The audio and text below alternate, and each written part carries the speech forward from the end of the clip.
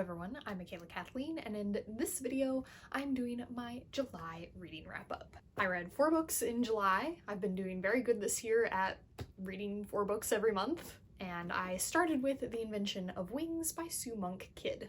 And this one is inspired by a true story. It changes the events a fair amount. It is about the real-life abolitionist and feminist Sarah Grimke and her sister, and it's a dual perspective, one perspective being Sarah, and then the other perspective is kind of a fictional person. In real life, at the age of 11, Sarah was given a young slave, and in real life, this slave ended up dying a few months later, but our author has imagined what might have transpired if this person hadn't died, and so the other perspective is hers. So obviously a read about some very heavy topics. They seem to me to be well handled, but I am not the person who gets to make that call. Regardless, it was very interesting learning about this real historical figure. She led a very interesting life, and the imagined life for our other main character,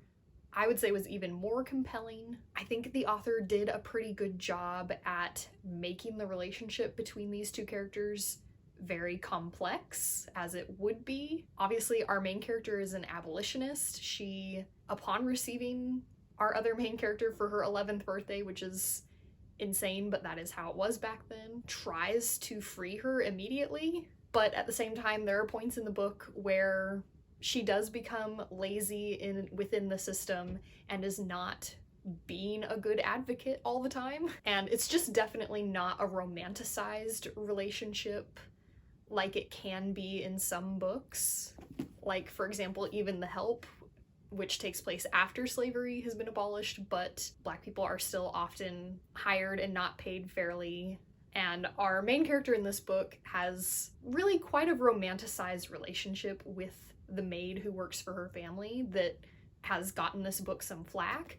I feel like this book does not have that problem as much. The book does take pains to have more conflict between our two main characters that really makes us unable to forget the imbalance in their relationship. So yes, a carefully crafted, important historical read. Obviously not as fun as like a silly read about what if George Washington had been king and now present day royalty was still living their lives here in America. Not that kind of a fun romp, but I would highly recommend as a more serious historical read. So then after that, I read My Sister the Serial Killer by Oyinkan Braithwaite.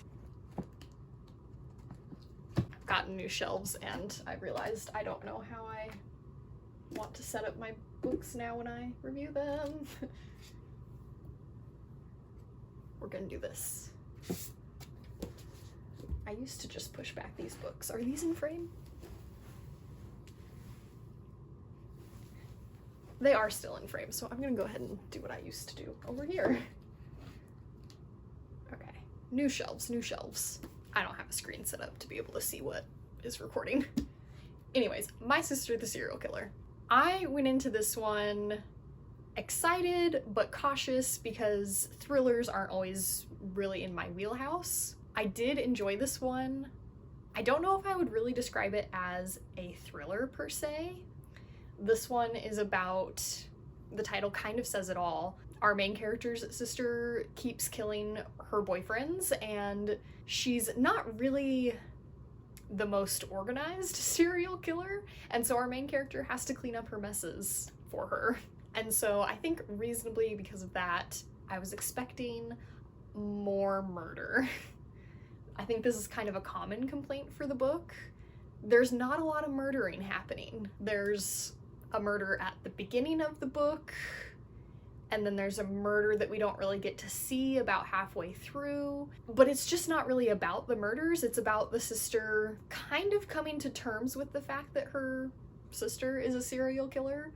The murder that happens at the beginning of the book is her third, and that is when our main character kind of goes, okay, so these weren't accidents, these were murders, she's a serial killer. And so the rest of the book, it's her kind of coming to terms with that and kind of deciding how much she's willing to put up with from her sister. And that's really the conflict of the book. So it was still really interesting. Obviously, the characters were pretty fascinating, and it was interesting to see into our main character's mind about how she felt about her sister and what she was gonna do about this situation. And so even though there wasn't a lot of drama and murder happening in the book, I was still enjoying it.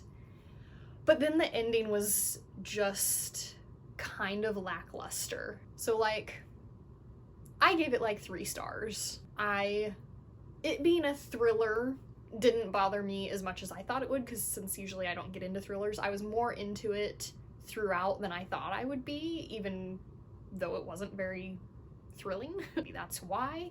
But then the ending was, yeah, just kind of disappointing, so that kind of brought it down at the end for me, because up until that point I was leaning more towards 4 stars. And then after that I read American Royals by Katharine McGee. And I actually started this one on the 4th of July, happy coincidence. My reading months are a little bit skewed by having to shoot and edit videos and get it posted. So these are July books that were, you know, kind of more so at the end of June. But anyways, American Royals. I had previously read the 1000th Floor series by this author, which is a futuristic series in which there's a 1000 floor tower in New York, and the higher the floor, the richer you are, which is a super fun series with lots of romance drama. And this read very similarly to that. So if you're a romance person and you read the 1000th Floor and you liked it, but you're not actually really into futuristic stuff, you might like American Royals even better. For me, I am a futuristic fan, and so I did like American Royals a little bit less than the 1000th Floor. Partly also because it's longer and I didn't feel like it needed to be. This book was too long. So it did drag a bit, but there was a lot of romance drama, lots of royalty drama. Despite it being like quite melodramatic and soap opera-y in a way, all of the characters were like surprisingly likable. I feel like a lot of times with like books where it's kind of people fighting over romantic interests, a lot of times characters can get to be pretty annoying and unbearable, but these characters were not. And they were all like actually pretty nice. There was no trash person in the book. Even the guys were all really great romantic partners. Sometimes you'll read romance books and you'll just think, why is this girl wasting this time on this guy? But that was not the case here. Even the villain character, to some extent, was redeemable. She does some really terrible stuff, but she also has like really terrible parents and arguably has spent a lot of her life being emotionally abused. And so like that doesn't excuse her behavior, but it does kind of explain it. So yeah, this one was another 3-star. Like I said, it's too long for what it is. And so it did drag a bit, and also, I liked the more futuristic setting of her other series more than this royalty setting, personally. But it was still a fun time, and I am planning to continue the series. And then finally, I read No Time Like the Future by Michael J. Fox, which is, of course, a celebrity memoir. I got this one from a free little library, but I was excited for it because I am a fan of Michael J. Fox. Love Back to the Future, of course. And even though Family Ties ended like 5 years before I was born, I did go through a Family Ties phase in like maybe late high school. And as celebrity memoirs go, this one was kind of middle of the road for me. It wasn't as like funny and fun as like Amy Poehler's Yes Please, nor was it as impactful as like Trevor Noah's Born a Crime. It was a little bit meandering, just kind of random stories weaving in and out. It was funny. I did enjoy his writing style. It comes across very natural and funny without like trying to be funny. Like it wasn't funny like Amy Poehler's, but just the very natural style was light and humorous. So certainly not a bad celebrity memoir. Like it wasn't poorly constructed, but it just wasn't as engaging as some that I've read. And I probably will go ahead and put it back into a free little library somewhere. So those were all of the books I read in July. I'm planning to reread Divergent next month for the first time since the final book came out, so that'll be fun.